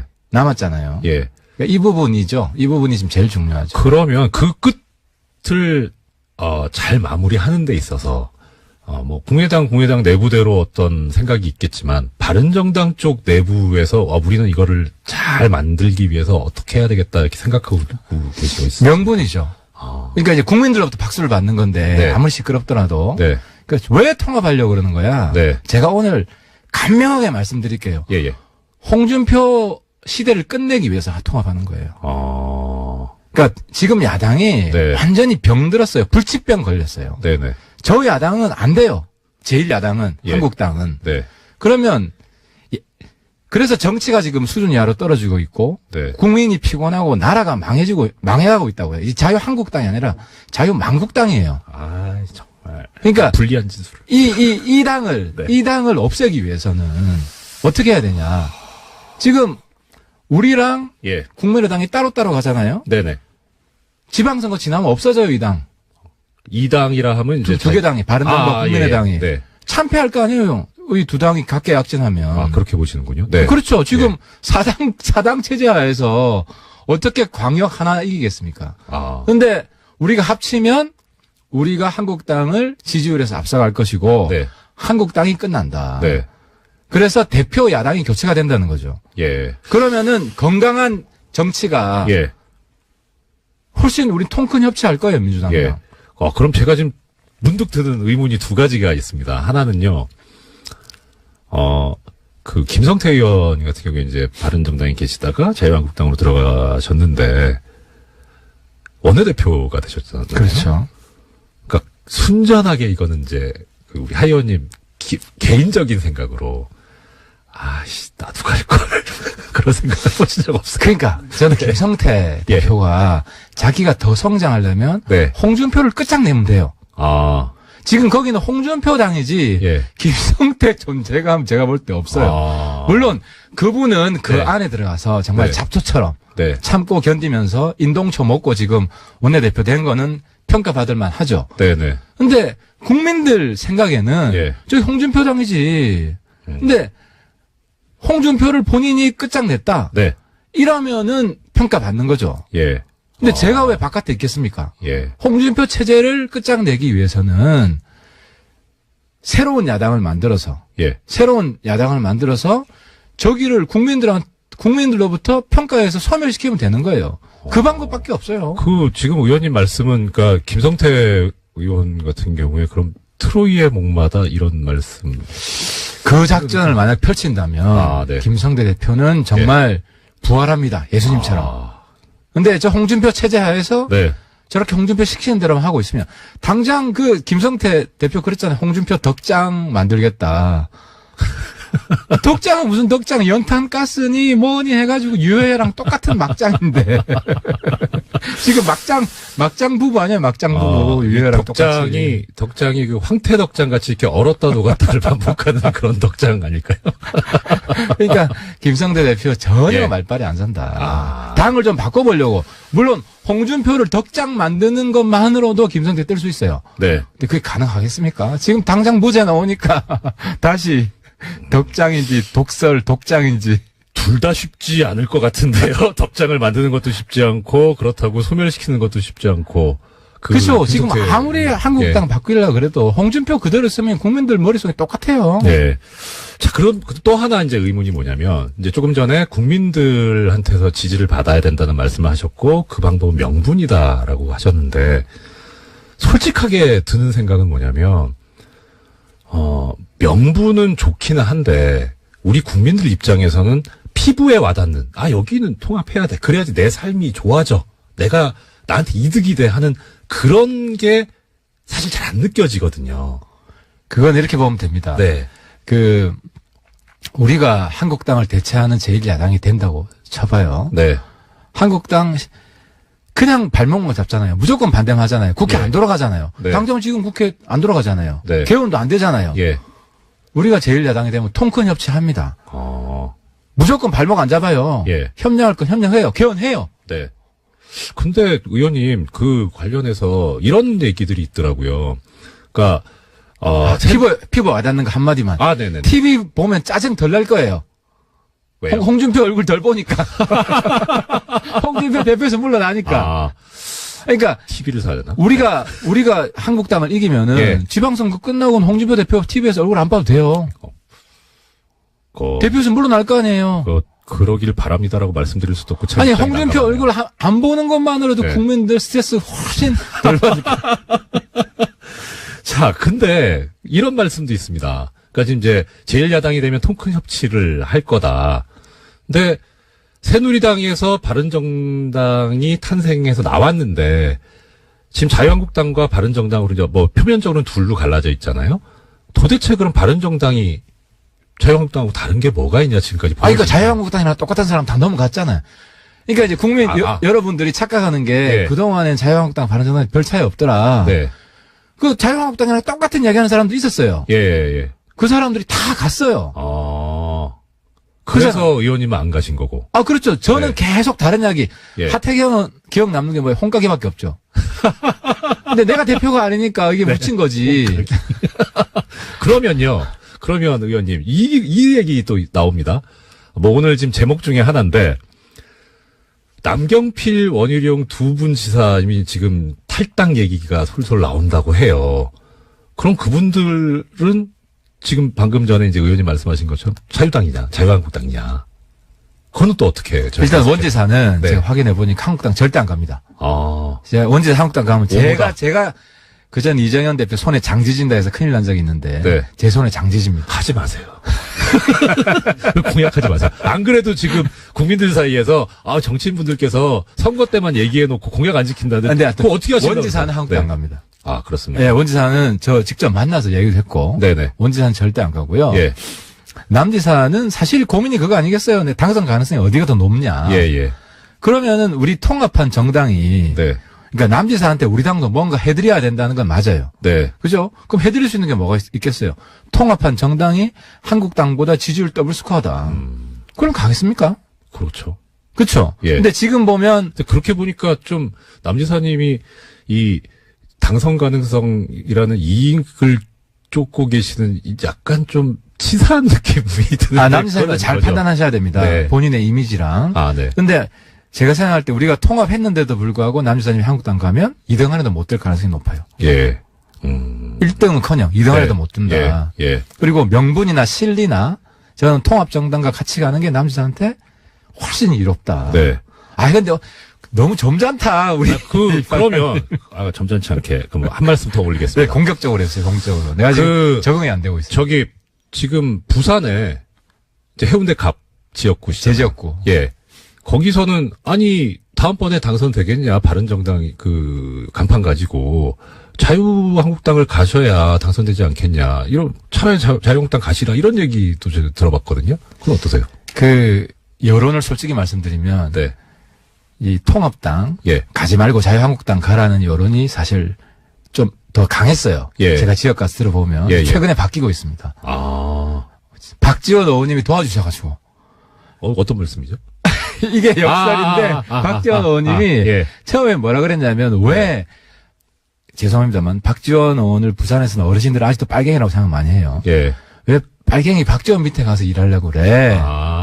이러다가 네. 박지원 의원이 통합당을 연락에 부시니까 예. 까니까 예. 박지원이 반대하는 정당이구만. 거기 빨갱이 정당 아니네. 네. 아, 그러면, 기왕 박지원 대표, 말씀 나왔으니까, 박지원 대표, 그렇게 얘기하셨어요. 3등하고 4등하고 합쳐봐야 꼴등밖에 더 하냐. 이거 뭐하러 통합하냐. 그건 어떠세요? 그거는, 예. 이거, 박지원 의원님 솔직히 존경하고, 네. 저는 같이 우리랑 해서 한국당을 없애는데, 네. 그분의 꾀주머니를 예. 써야 된다고 생각합니다. 네네. 그래서 그분이 역할이 있다고 생각하는데, 예. 지금 굉장히 판단을 잘못하고 있는 것이, 아, 한국당이 확장성이 없다는 걸 몰라요. 네. 저기는 기본은 한 10%는 있는데, 네네. 확장성이 없어요. 예. 그러니까 중원이 비어 있는 거예요. 그러니까 여기를 우리가 가질 수가 있는 것인데, 예. 당장 여론조사 해보면 2등 나와요. 이거는 명백한 숫자로 나오는 거고, 예. 그러니까 3등, 4등 합쳐가지고, 그러니까 3등, 4등 그대로 있으면 둘 다 망하죠. 네네. 지금 호남도 그렇고 영남도 그렇고 국민의당이나 바른정당이나 이 지지율로 가면은 이길 수 있는데 한 군데도 없잖아요. 그렇죠. 예. 근데 이게 합치면은 예. 이길 수 있는 가능성이 열린다. 가능성이 새로운 세계가 열리고 새로운 하늘이 열린다는 게 명분도 있고 예. 홍준표 끝장내겠다는데 네. 국민들 얼마나 좋아하겠습니까? 그건 좋은데. 그럼 이렇게 또 여쭤볼게요. 지금 여론조사 말씀하셨으니까. 그 2013년도 여론조사에 이런 게 있었다고 합니다. 안철수 당시 이제 국민당 대표가, 안철수 대표가 신당을 창당하면 지지할 의사가 있다는 게 30% 정도 나왔었거든요. 예. 그리고 2014년에 정동영 의원이 신당을 창당하면 18% 정도 지지하겠다 이런 게 나왔는데, 사실 이제 역사를 보면 이 안철수 대표나 정동영 의원 같은 경우에 이제 탈당했다가 당 만들었다가 또 깼다가 탈당했다가 당 만들었다 합당했다가 이게 여러 번 반복이 되거든요. 그러면 지금 그런 전력을 가지신 분들하고 다시 이제 통합을 해서 당을 만들었다. 또 깨지는 일이 앞으로 또 깨진다. 예. 역사를 보면요. 한국당이 깨지겠죠. 그러니까 깨지는 아니, 통합당이요. 그러니까 한번 보자고요. 예. 이 지방선거 성적을 토대로 해서 예. 한국당이 꼴등하면 네. 뒤에서 1등하면 한국당이 깨집니다. 100% 예. 깨집니다. 네. 솔직히 저한테 있잖아요. 바른정당 받아줄 수 없냐? 문의 전화가 보통 왔어요. 예. 많은 거예요. 한국당에서. 한국당에서. 한국당으로부터 현역 의원이. 오, 신기하네요. 네. 그러니까 이게 무슨 얘기냐면 특히 수도권 중심으로 수도권. 통합당이 되면 네네. 한국당은 그러니까 통합 효과가 제일 큰 게 지금 수도권이에요. 네. 그럼 불안한 거죠. 예. 그럼 미리 보험 들어놓고 싶은 거예요. 나중에 잘 봐주라. 아니, 기왕 보험 들 거면 그러니까 더불어민주당이 전화지. 깨질 가능성은 예. 가능성이 제일 높은 건 이제 한국당이고 네네. 그 다음에 민주당도 저희는 흔들릴 수 있다고 봐요. 민주당도 물론 네. 계속 잘하면은 계속 1등 하겠죠. 네네. 근데 지금 민주당은 존재하지 않는 당이잖아요. 예. 청와대만 존재하지. 그런가? 예를 들어서 50% 나오잖아요. 그 이유가 뭐냐? 네. 홍준표 때문에 나오는 거예요. 아니 제1야당이 희망이 기승전 없는데, 홍준표. 제1야당이 희망이 없는데 네. 여기를 그러니까 반사 이익을 얻고 3당 4당은 성장할 것 같지 않고 예. 딱 스탑했고 예. 이러니까 여당밖에 없다 이렇게 되는 거죠. 그러니까 야당의 대안이 있으면 대표 야당이 바뀐다고 하는 순간 네. 정치권 지각 변동이 일어나요. 그러면은 물론 우리 통합당이 깨질 가능성이 없다는 건 아닌데 깨질 네. 가능성이 가장 높은 당은 1번 한국당. 네. 그리고 민주당도 일부 흔들릴 수 있다는 거죠. 예. 근데 제가 여쭤본 건 이제 그거죠. 당 깨는 전력을 상당히 많이 가지신 분들하고 합당을 하면 그러니까, 미래가 불확실하지 않냐. 그러니까 그 중에 한 분은 네. 통합에 절대 반대하니까. 정동영 예. 대표는 논외로 아니고 네. 안철수 대표는 네. 집안이 잘 되고 예. 그러니까 자기가 이번에 통합이 되면 1등 공신이 안철수예요. 솔직히 저도 이 자리에서 나와서 계속 이야기했지만 저는 통합까지 생각 안 했어요. 네네. 선거연대만 하자. 우리 예. 너무 다르다. 왜냐하면 그때는 호남 의원들까지 다 하나가 된다고 생각했기 때문에 부담도 됐고. 예. 근데 안 대표가 정말 저는 지난번에 제가 여기서 안 대표가 초딩에서 중딩 됐다 한 2주 3주 전에 했는데 요번에 대딩 됐어요. 이제 의무 교육을 마치고 월반에서. 왜냐하면 저는 이렇게까지 일관되게 뚝심 있게 예. 통합을 밀어붙일 거라고 생각 못했어요. 중간에 또 철수할 거라고 생각했어요. 근데 뚝심 있게로 평가하시는 분들도 계시지만, 당원 당규를 무시하고 이런 분이 법치주의를 지키겠느냐 그런 얘기도 있고. 아니, 당원 당규 무시한 건 이번에 법원에서 판결 날 거고. 근데, 저도 그 부분, 이번에 당원 당규 위반했다. 예. 법원에서 판결 나면 좀 수용을 했으면 좋겠어요. 저도 어디든지. 만약에 이게 당원 당규 무시한 거다. 예. 위법이다. 네. 그럼 우리 통합 못 하는 거죠. 그렇죠. 네. 수용해야 된다고 생각하고, 예. 만약 위법이 아니다 그러면 신청하신 분들도 네. 수용을 하자. 더 이상 이렇게 막 진흙탕 싸움 하지 말자. 예. 그 제안을 했으면 드립니다. 좀 이거는 이제 아픈 말씀. 아직까지 별로 안 아파. 좀 더 그러세요? 세게 해주세요. 아유. 제가 마음이 약해가지고. 너무 약한 거 이런 같아. 이런 얘기를 하는 분들 계시더라고요. 그러니까 지금 이제 결국 아까 말씀하신 대로 찾아와야 될 때 공략 지점이 중도 부분인데 어떻게 보면 이제 무당층. 그런데 그러면은 이 무당층을 끌어올려면 내 기득권을 좀 포기를 하는 그런 모습이 있어야 되는데 지금 바른정당만 놓고 보더라도 원내 교섭단체가 붕괴함으로써 국고보조금이나 이런 게 이제 적어지니까 어떻게든 교섭단체를 만들기 위해서 통합을 하려고 하는 거 아니냐 이런 지적이 있던데요. 가난한 사람이 부자 되겠다는 그 욕심이 나쁜 욕심은 아니잖아요. 근데 문제는 예. 나쁜 일 해서 부자 되겠다는 건 나쁘지만 예. 우리 국민들 행복하게 하기 위해서 예. 홍준표 TV에서 안 보게 하기 위해서 우리가 합치겠다는데 저는 박수칠 국민이 압도적으로 많다. 그러니까 그 말씀이 뭐냐면 지금 명분은 그렇게 내세우고 계시지만 속내는 돈 때문에 그런 거 아니냐라는 거죠.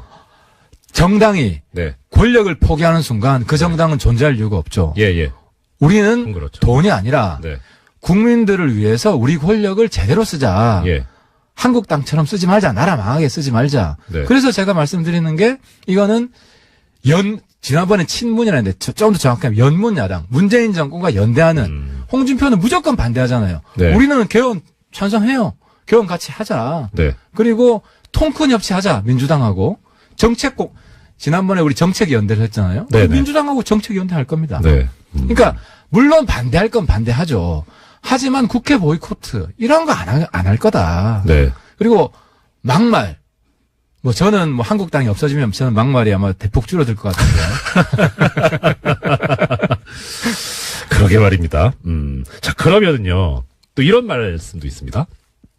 지금까지 이제 우리나라 이 정치 현장에서 보면, 보수면 보수, 진보면 진보, 이렇게 거대 양당이 있고, 그 다음에 이제 제3정당이 나왔을 때 이 제3정당이 어떤 중도나 이런 걸 표방을 하긴 하지만, 실제로는 동원했던 것이 뭐냐면 지역주의. 그러니까 그렇게 해서 재미를 봤다. 예컨대 사실 냉정하게 국민의당도 어떻게 보면 호남을 이제 했었고 자민련 과거에 그랬었고요. 그러면 이렇게 이제 지역을 계속 동원하지 않으면 생존할 수 있는 수단이 없어지는데. 그 시대 끝났다. 끝났다. 제가 오늘 들어오면서 이제 뉴스 일부 들었는데요. 네. 1987년. 네네. 제가 이제 그때 2학년이었잖아요. 예. 우리 세대, 이 80년대 세대는 지역 감정 없어요. 왜 없냐? 우리 세대는 민주주의 이념이 예. 지역을 압도한 세대예요. 네. 지역 감정 완전 없어요. 예. 이 세대가 지금 대한민국을 이끌어 나가고 있기 때문에 더 이상 후퇴하면 안 되죠. 안 되고 이번에 만약에 통합이 되면 지역 감정 없는 정말 새로운 정치가 태동을 하는 거예요. 물론 어르신들한테 조금 남아있죠. 네. 그 표 우리 무시해야죠. 그 표까지 받으려고. 어르신들한테 우리가 당당하게 이야기할 거예요. 네. 그러니까 하태경이 왜 새누리당 있으면서 님을 위한 행진곡, 예. 빨갱이 몰이하는 거 그렇게 깠냐. 네. 5.18에 대해서 계속 지역에서는 욕 들으면서 제가 이야기를 했어요. 네네. 근데 이제 어르신들 이해하죠. 시대가 시대가 바뀌기 때문에. 예. 그러니까 이런 헌신과 희생이 있어야 되고 이번에 새로 나오는 정당은 지역주의 없는 정당, 예. 지역감정 없애는 정당, 그런 정당이 될 거라고 봐요. 그래서 저는 안 대표랑 좀 생각이 다른 게, 안 대표 네. 자꾸 다당제 얘기하잖아요. 네네. 저는 신양당제. 한국당이 없으면은 우리랑 민주당이 그냥 1대1 붙는 거지. 그러니까 한국당을 완전히 없애고 새로운 야당이 생기는, 네. 새로운 국가가 생기는 예. 이런 출발점이, 그래서 이 정당은 단순히 선거공학적인 그런 연대가 아니다. 그걸 뛰어넘는다는. 그러면 앞으로 이제 통합정당이 출범하게 되면 지금까지 뭐 국민의당에서 주장했던 뭐 호남 홀대니 이런 말도 이제 안 나오겠네요. 호남 이게 뭐 홀대. 이렇게 뭐 이 지역이 나오는 그런 거 없어요. 예. 그런 거 없어요. 우리는 뭐 영원한 부부가 많이 생길 거라고 저는 생각합니다. 오히려 영원한 커플이 많이 생기고 네. 훨씬 교류를 많이 하고 예를 들어 부마 항쟁 때는 광주에서 와서 같이 기념하고 5.18 때는 부산에서 가서 대구에서 가서 네. 같이 기념하고 이런 아름다운 시대가 도래하지. 이게 저기 이렇게 앞에서 말씀해 주시는데 믿음이 가야 되는데 그게 걱정이에요.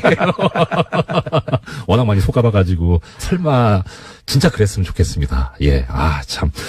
자, 마지막으로 벌써 또 재밌게 듣고 있는데 마지막 질문 드려야 되겠네. 마지막 질문으로 드리고 싶은 게 참 질문 드리고 싶은 게 여러 가지가 있는데 하나가 지금 이제 당장 이제 내일부터 투표가 시작이 됩니다. 통합 관련해서. 벌써 그렇네요. 네. 예. 이렇게 그림이 그려졌으면 좋겠다. 이렇게 굴러갔으면 좋겠다 하는 의원님의 희망, 바람 있으시면 좀 말씀 주셨으면 좋겠습니다. 1월 안에 다 끝내야죠.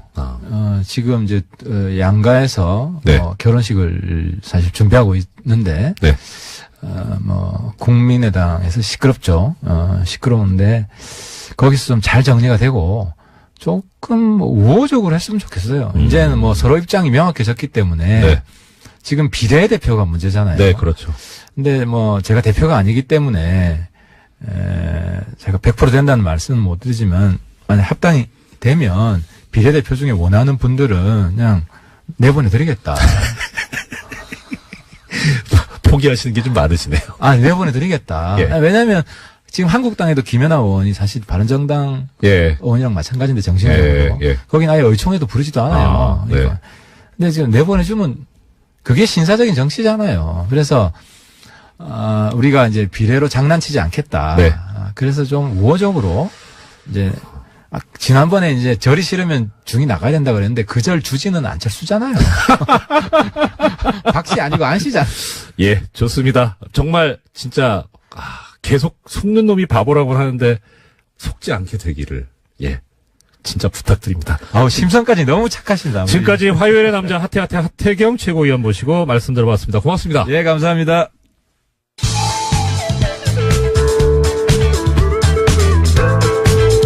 뉴스의 깊이가 다릅니다. 최고의 뉴스 생산자 김어준입니다.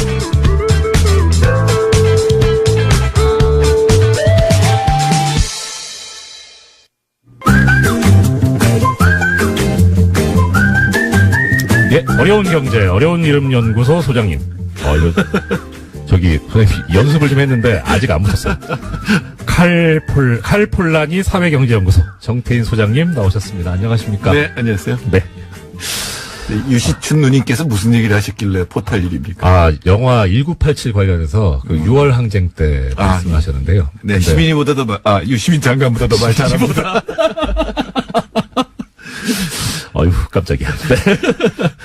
네. 이 방송 항상 들을 때마다 드는 생각인데, 소장님 나오실 때 시그널이 참 깜찍하고 좋습니다. 내용도 아주 풍부하고 많이 배우고요. 오늘 또 이제 현장에서 한번 배워가겠습니다. 어제 중소기업중앙회에서 실시한 대국민 중소기업 이미지 인식도 조사가 있었다고 하는데, 결과가 어떻게 되는지부터 좀 말씀해 주십시오. 네, 중소기업 호감도가 100점 만점에 51.4점, 대기업은 71.5점, 성인 1000명한테 조사를 했는데요. 네네. 사실 이 절대 수치는 문제가 아닌데, 네. 중소기업 호감도가 매년 조사에서 떨어지고 있어요. 특히 20대가 51.4에서 47.8, 30대는 52에서 47, 이런 식으로 떨어지고 있어서, 중소기업 가고 싶지 않다. 젊은 사람들이 이런 얘기들이 이제 확실하게 나타나고 있는 거죠. 예. 여러 가지 이유가 있을 텐데요. 중소기업이 이렇게 호감도가 낮은 것이. 근데 특히 이제 항목별로 이게 이제 구분이 돼 있다고 하지 않습니까? 네네. 어떤 부분이 이제 특히 항목별로 보면 근로조건에 대한 호감도가 제일 낮았습니다. 이 근로조건이라는 건 임금, 근로시간, 작업환경 이런 것들인데 이 호감도가 46.8로 가장 낮았고 네네. 또 안정성도 없잖아요. 중소기업 가면은 뭐 평생 직장 이런 건 꿈도 못 꾸는 거니까 그것도 예. 낮았고요. 자아실현이 그 다음에 낮았고, 네, 사회적 지위 다 중소기업한테 불리한 항목들에서 낮았고, 예. 성장성이 그래도 5개 중에서는 제일 나은 편으로 나왔습니다. 아, 그래도 그렇게 큰 차이는 안 나겠습니다. 이게 지금. 그러니까 이게 절대 수치는 예. 큰 의미가 없는, 네. 그냥 주관식으로 물어보고 점수 써가지고 그걸 평균한 아, 거니까. 네, 네. 이건 이건 뭐 공감이 갑니다. 봉급, 또 열악한 작업 환경, 예, 뭐 야근, 과로. 자, 그러면 일단 봉급 먼저 얘기해 주셨으니까 임금. 예. 예. 실제 그럼 대기업이 지금 71.5점, 그다음 중소기업이 51.4점이면 거의 20점 가까이 차이가 나는데 네네. 임금 부분에서 도대체 얼마나 차이가 나? 그러니까 이거는 어떻게 대기업을 어떻게 정의하느냐에 따라서 네. 또는 조사기관에 따라 다 다른데 대체로 반이라고 보시면 됩니다. 반. 예, 제가 오늘 적어온 거는 2015년 고용노동부 조사 결과 대기업을 300인으로 잡았을 때 네네. 이걸 500인으로 잡을 수도 있습니다. 예. 근데 대기업 월 평균 총액이 561만 원, 중소기업이 306만 원, 그러니까 54.5%죠. 예. 지금 제가 보기엔 이거 좀 크게 나왔는데 반밖에 안 된다는 얘기죠. 근데 80년대 말만 해도 네. 70%에서 80%였어요. 네네. 그러니까 현대 자동차에 다니다가 이제 1차 하청으로 옮기면 한 80% 받았거든요. 아. 근데 지금은 진짜 반이에요. 네. 대체 이렇게 보시면 됩니다. 대기업, 중소기업 반, 그다음에 정규직, 비정규직 반, 남성, 여성 반. 그러니까 여성, 비정규직 이렇게 되면 중소기업 이렇게 되면 예. 굉장히 차이 많이 나게 되는 그 거죠. 우리가 이제 양극화 얘기를 하는데 이 대기업과 중소기업 사이에서도 양극화가 더 심해지고 있다 이렇게 봐도 되나요? 그럼요. 근데 80년대 말에 무슨 일이 벌어졌냐면 우리나라가 네. 79년 위기를 맞으면서 대기업이 하청계열화를 시작합니다. 네네. 그러니까 일본 흉내를 내는데 예. 그게 이제 완성이 되는 게 80년대 말이에요.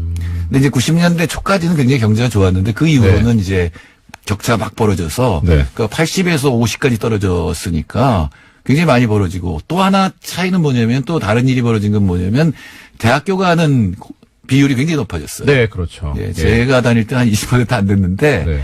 근데 지금은 조금 떨어졌지만 70% 가까이 가거든요. 한때 80%가 넘었었는데 예. 근데 이 대학교 요새 등록금도 비싸잖아요. 네. 그래서 돈 많이 내고 왔으니까 번듯한 직장을 가야 되는데 그렇죠. 중소기업 일자리 수가 85% 이상이거든요.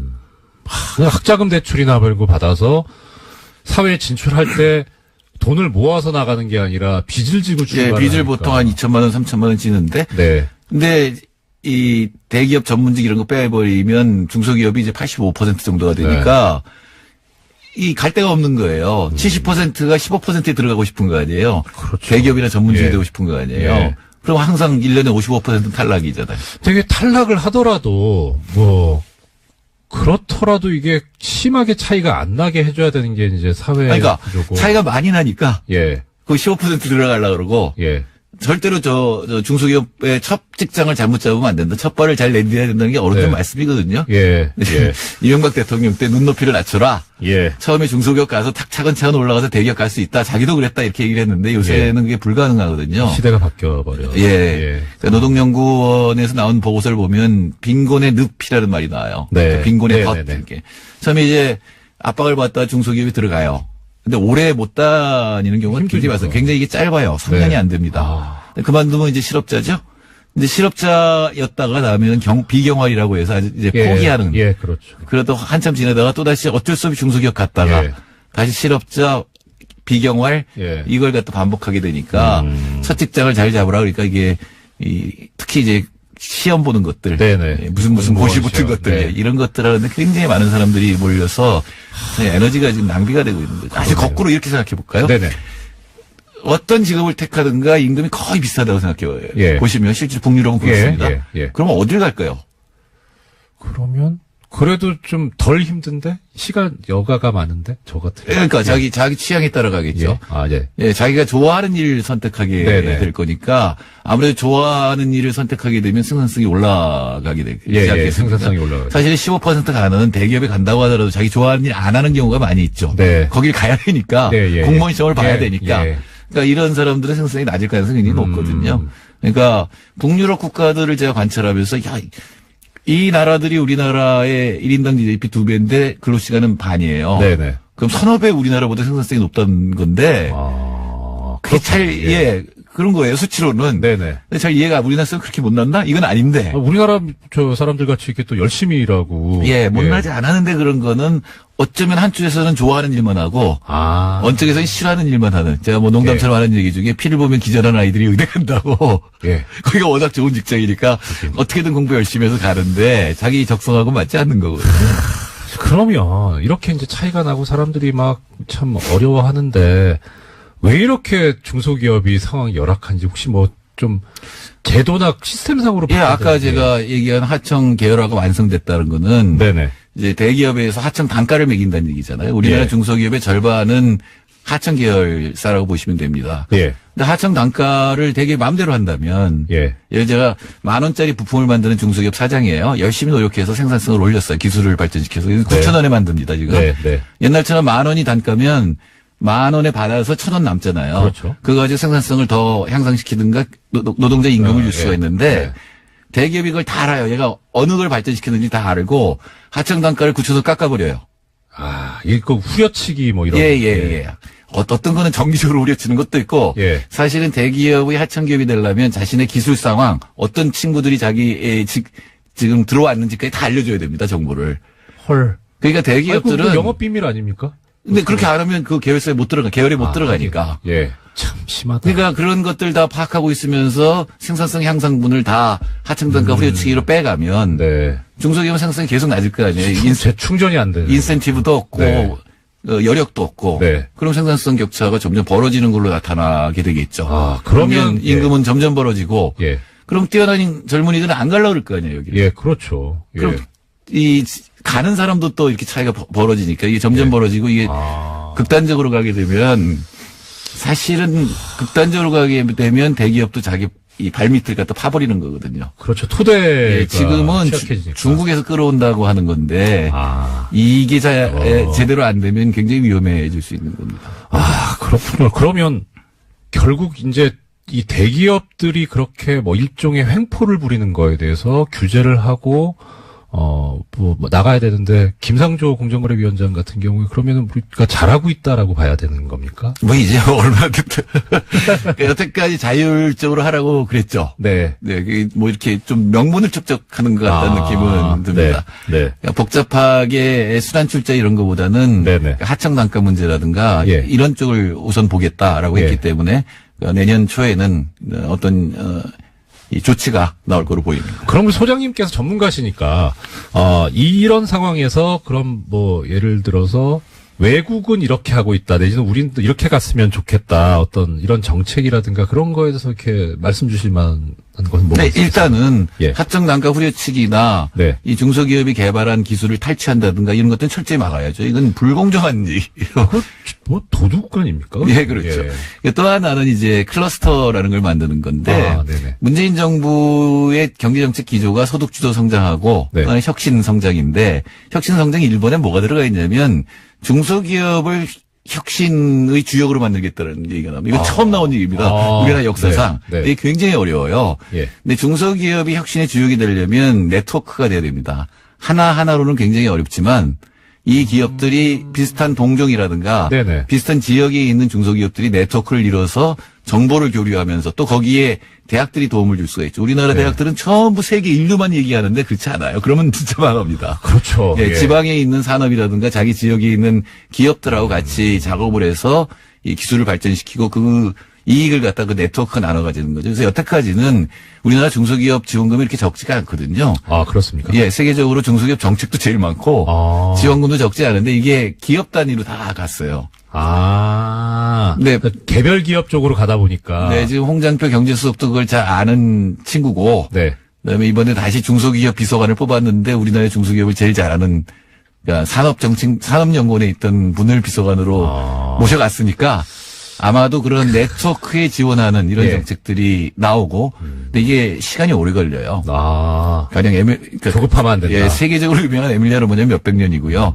최소한 한 10년 정도는 그런 네트워크가 형성된 걸 갖다 지원을 하게 되면 네. 우리나라 중소기업들도 희망이 있다고 저는 생각합니다. 아, 이거 참, 이제, 10년 걸린다고 하셨으니까, 이건 또 중간에 그러면 이제 정권 교체도 교체기도 있을 수 있는데. 뭐, 그러니까 바뀌더라도. 예, 일관돼야 될 것 같네요. 예, 하태경 의원처럼 좋은 정책을 따라한다. 뭐 이런 사람들 많이 나와야죠. 소장님, 거기서 하태경 의원님 인용하시면 청취자님들한테 바로, 예, 혼나실 수도 있는데.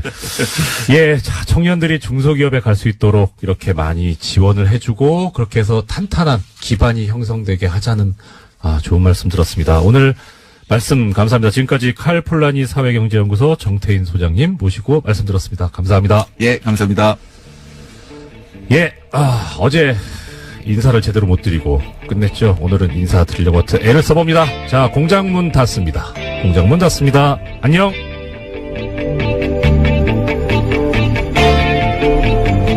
참여정부의 실정으로 서민들이 가난해지는 동안 노무현 패밀리는 부자가 되었다는 사실은 변하지 않는다. 재벌개혁을 다짐하고는 삼성에 국정을 위탁하고 특권 없는 사회를 만들겠다고 하고는 스스로 특권층이 되고 시장개혁 대신 시장 만능의 우상을 퍼뜨림으로써 노무현을 통해 세상의 낡은 질서를 바꾸려 했던 그 열정을 싸늘한 냉소로 바꿔놓고 삼성에 국정을 위탁했다.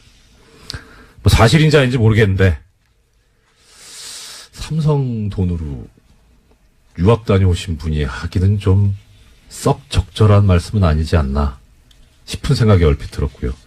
이 칼럼이 2009년 4월 15일에 실리는데 아주 공교롭게도 한 달 후에 노무현 대통령이 서거를 하시죠.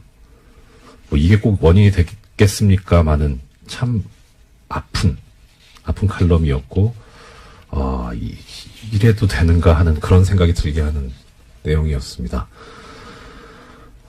이것에 관해서는 또 여러 가지 준비를 하고 있는데요. 아마 중간에 제가 공장장 권한대행에서 잘리면 못할 거고 내일 잘릴 수도 있다라는 마음으로 빨리빨리 정리를 해서 조사를 해가지고 보내드리도록 하겠습니다.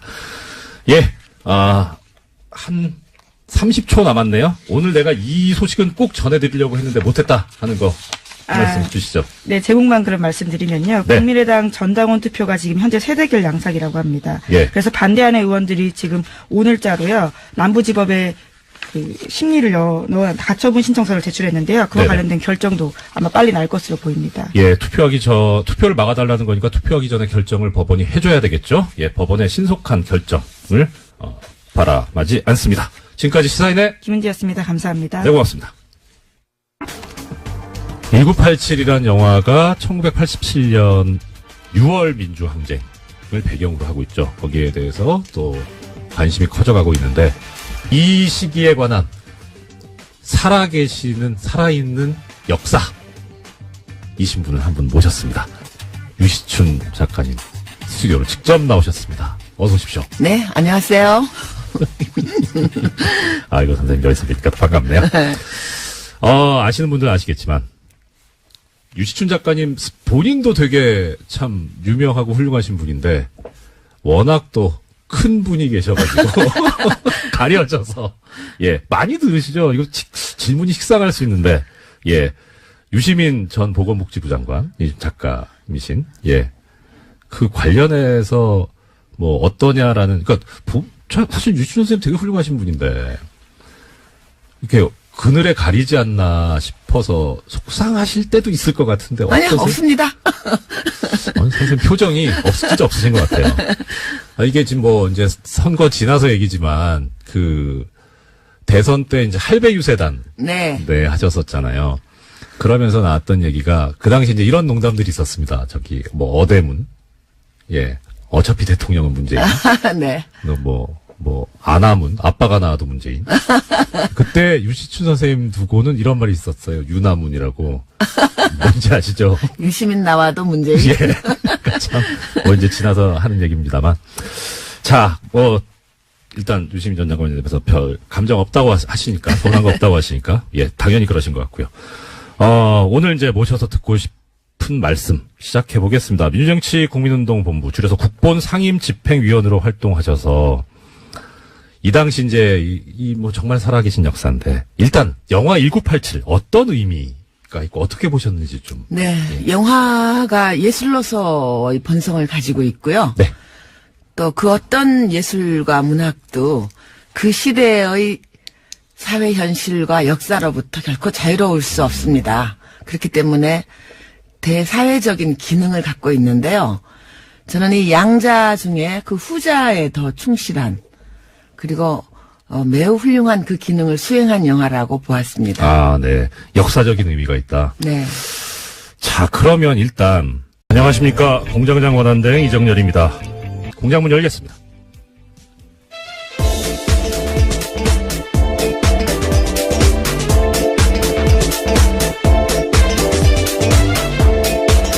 어서 오십시오. 시사인의 김은지입니다.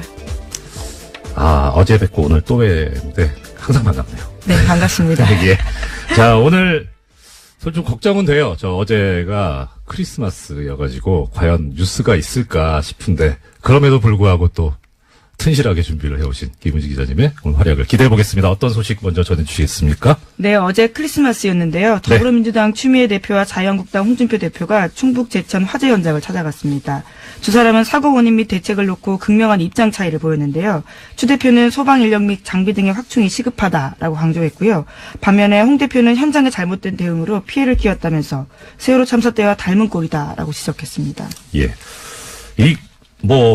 불행한 일이 벌어진 거는 이제 벌어진 거고, 문제는 원인을 어디에 두고 다시는 그런 일이 없도록 우리가 대비책을 세워야 되는데, 지금 말씀하신 바와 같이 원인에 대해서 서로 상반되게 생각들을 하고 계신 것 같아요. 근데 일단, 좀 신경 써봐야 될 거는 객관적인 어떠한 상황이 과연 제대로 돼 있는가 하는 것을 염두에 둬야 될 것 같은데. 네, 그래서 추미애 대표 같은 경우에는 어제 예. 지방의 열악한 소방 인프라 개선돼야 된다는 점을 강조했는데요. 네네. 현장에 들어갈 수 있는 요원은 4명뿐이었다라면서 적절한 소방 장비와 소방 인력이 신속하게 투입됐다라면 하는 아쉬움이 남는다라는 이야기를 강조했습니다. 예, 그렇습니다. 이 제천 화재 발생한 제천 같은 경우에 인구가 한 13만 여분 정도 된다고 그렇게 들었는데 이 도시의 사다리 차가 하나라고 그러더라고요.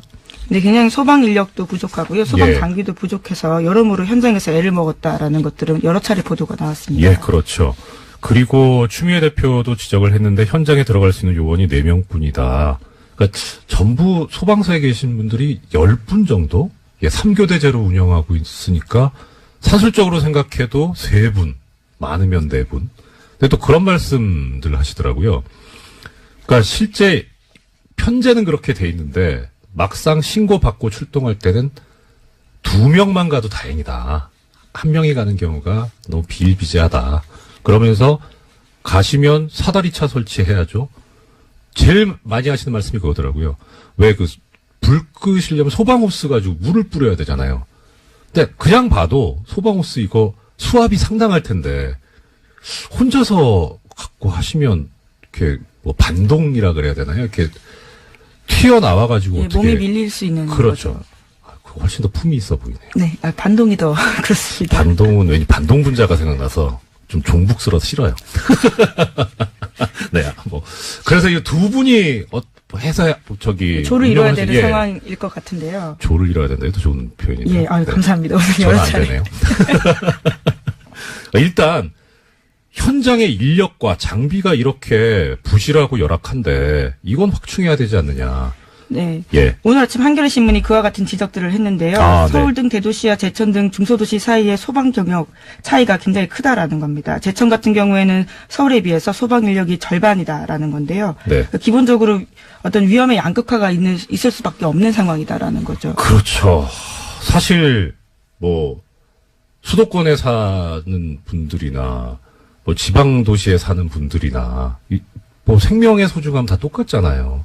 그러니까 여기에 대해서 격차를 두면 안 되는데 그런 또 보면은 여기에 대해서 사람들이 얘기를 할 때 이런 얘기들을 합니다. 지방자치단체 중에 소방서 설치가 안 돼 있는 데도 있고 또 그런데 한편으로 집값 떨어진다고 소방서 설치를 반대한 지방자치단체도 있고 또 이거 관련해서 그런 얘기가 있습니다.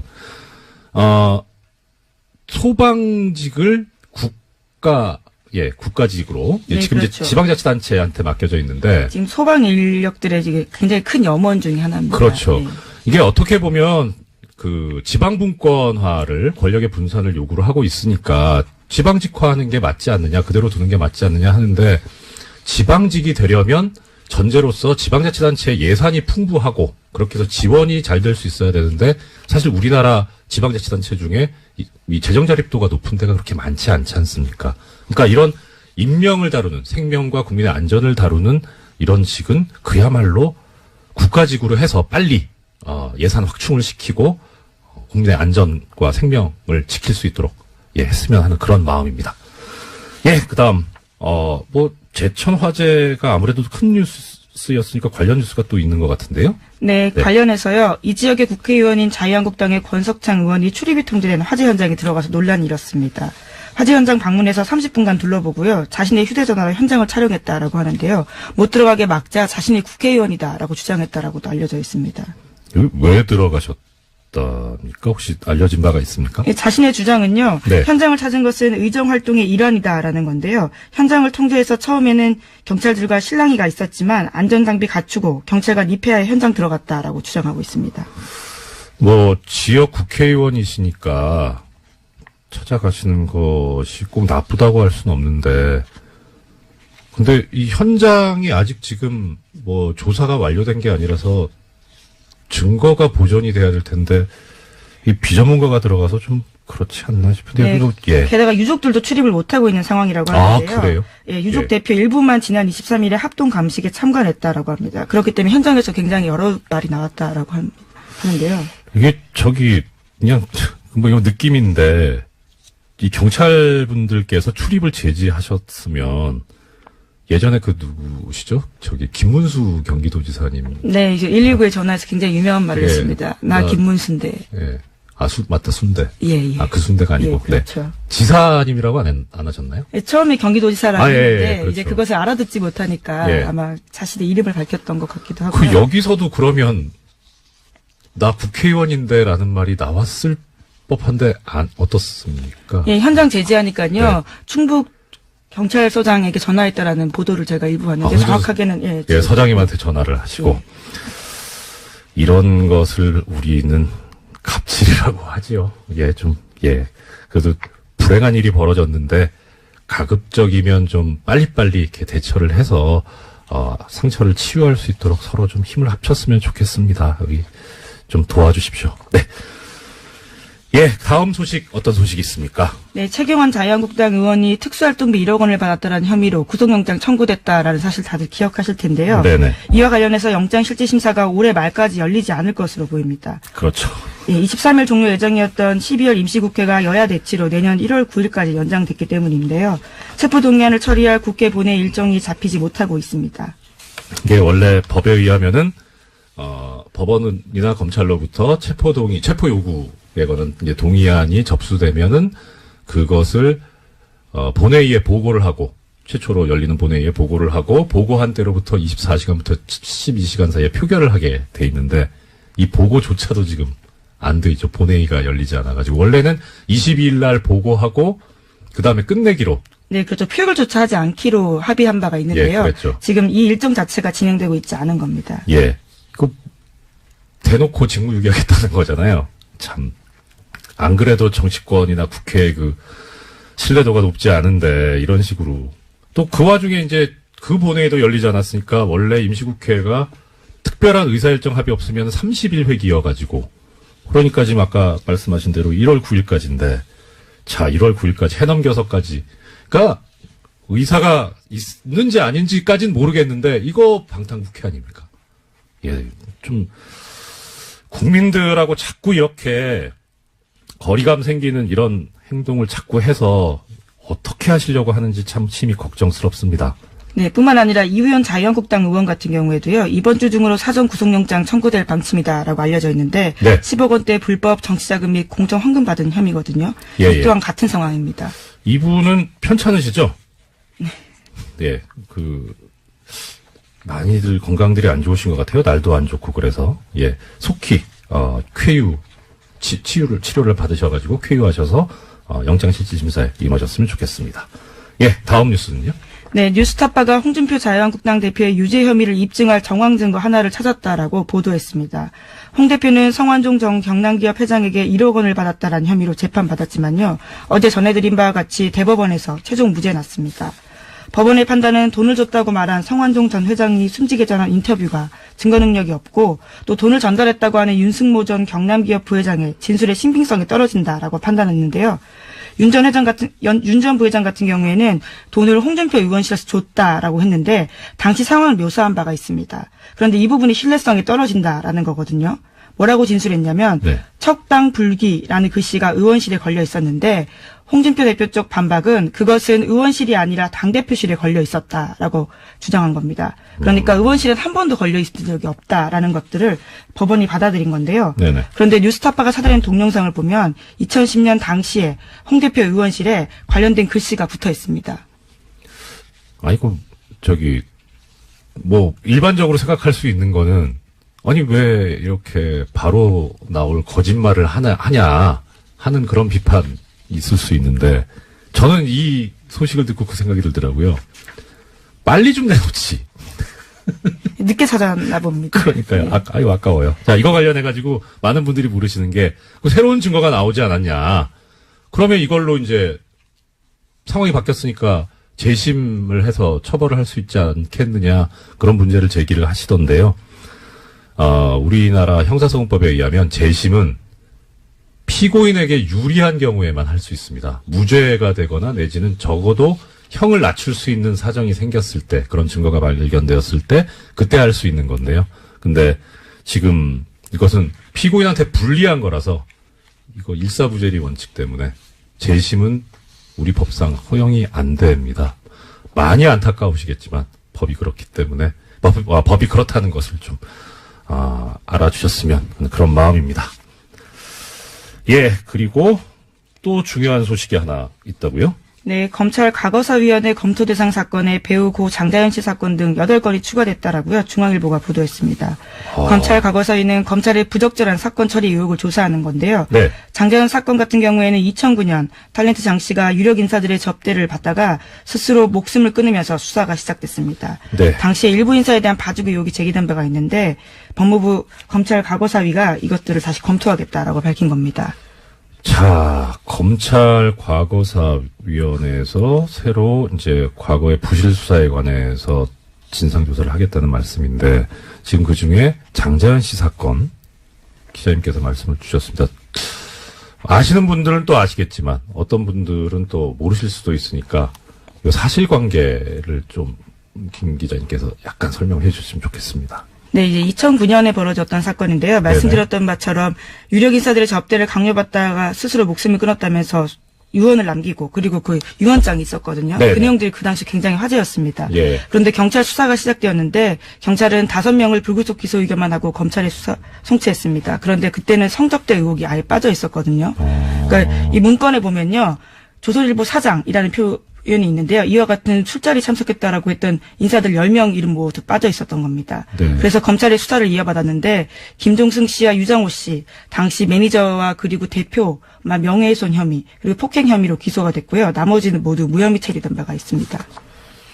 이게 지금 사실 애청자 여러분 꼭 기억해 주셔야 되는 게요. 이 장자연 씨, 고 장자연 씨 사건이요. 김은지 기자님 전문입니다.